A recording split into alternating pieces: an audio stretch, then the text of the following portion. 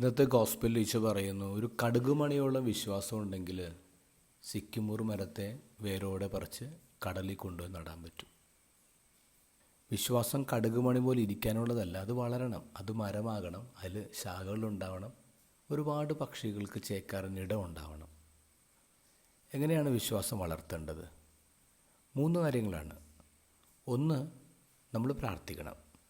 ഇന്നത്തെ ഗോസ്പലിൽ ശിഷ്യന്മാർ പ്രാർത്ഥിക്കുന്ന പോലെ ഞങ്ങളുടെ വിശ്വാസം വർദ്ധിപ്പിക്കണമെന്ന് പ്രാർത്ഥിക്കണം. മാർക്കോസിൻ്റെ സുവിശേഷത്തിൽ പിശാചബാധനായ കുട്ടിയുടെ അപ്പൻ ഈശോയോട് പറയുന്നില്ലേ, Lord I believe, make my unbelief. വിശുദ്ധരുടെ ജീവചരിത്രം നോക്കിയേ, സംശയത്തിൻ്റെ വരണ്ട മരുഭൂമിയിലൂടെ യാത്ര ചെയ്തവരാണ് പലരും. രണ്ടാമത്തത്, വിശ്വാസമില്ലെങ്കിൽ പള്ളിയിൽ പോകണം. സാധാരണ ആൾക്കാരെന്താ പറയുന്നത്, എനിക്കൊന്നും മനസ്സിലാകുന്നില്ല, എനിക്കിതിലൊന്നും വിശ്വാസമില്ല, അതുകൊണ്ട് ഞാൻ പള്ളിയിൽ പോകുന്നില്ല. അങ്ങനെയല്ല, പള്ളിയിൽ പോകണം. കുർബാനയിൽ പങ്കെടുക്കുമ്പോൾ, കൂദാശകൾ സ്വീകരിക്കുമ്പോൾ നമ്മൾ കൂടുതൽ വിശ്വാസത്തിൽ വളരും. ഈ ലോകത്ത് വിശ്വാസം പോസിബിളായിട്ടുള്ള ഒരേ ഒരു സ്ഥലം അത് പള്ളിയാണ്. അവിടെ പോകാതിരുന്ന് പിന്നെ എങ്ങനെ വിശ്വാസം വളരുന്നേ? നമ്മളെല്ലാം മനസ്സിലാക്കിയിട്ടല്ലല്ലോ വിശ്വസിക്കുന്നത്. വിശ്വസിക്കുക, അണ്ടർസ്റ്റാൻഡിങ് താനേ വരും. അതുകൊണ്ടാണ് വിശുദ്ധ അഗസ്റ്റിൻ പറയുന്നത്, I believe in order to understand.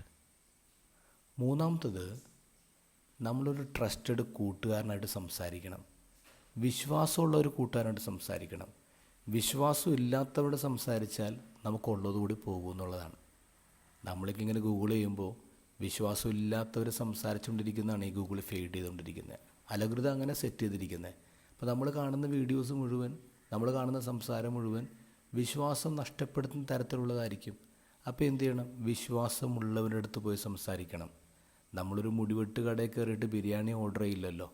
അതുകൊണ്ട് വിശ്വാസമുള്ള സുഹൃത്തുക്കളായിട്ട് കൂട്ടുകൂടണം.